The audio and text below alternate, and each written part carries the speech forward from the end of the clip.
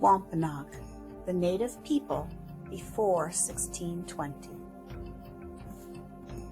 First, there was the land.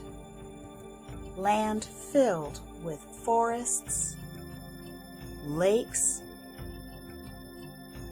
and beauty. Then arrived the native people.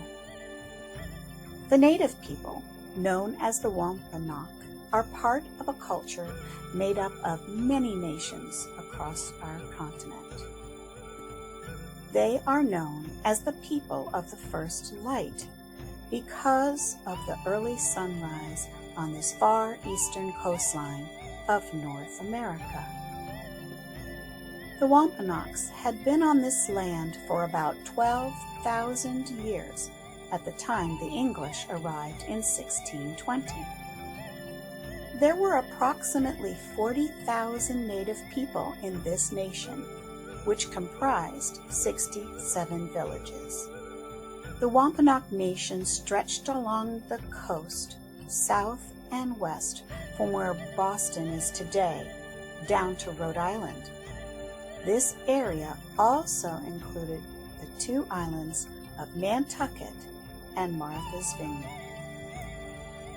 The land provided the native people with everything they needed: food, water, clothing, and materials for building homes, tools, and transportation.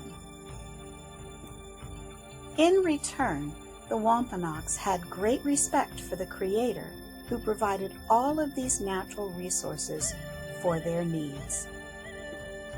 They understood the importance of being a part of the creation. They knew that it was important to maintain the balance between all living things. There was a division of labor between men and women. Men were life takers who hunted for food. Men built weetus,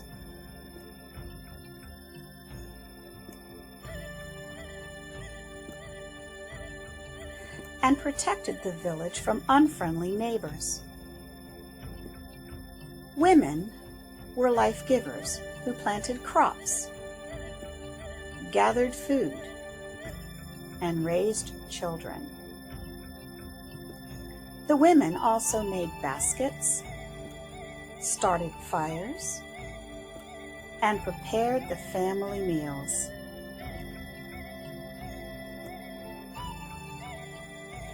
The native people lived in harmony with the natural cycle of the seasons. They lived in the valleys and forests to the west of the coastline in the wintertime, where the weather was less harsh. During the other seasons, the people lived near the ocean, rivers, and ponds, where the soil was good for planting. And there was easy access to water so that they could go fishing. In 1614, English explorers arrived. 27 Wampanoag men were kidnapped and brought back to England. From 1616 to 1618, a plague wiped out entire Wampanoag villages. One of these villages, Patuxet, was the home of Tisquantum, also known as Squanto, who had been kidnapped in 1614. Ironically, his kidnapping saved his life.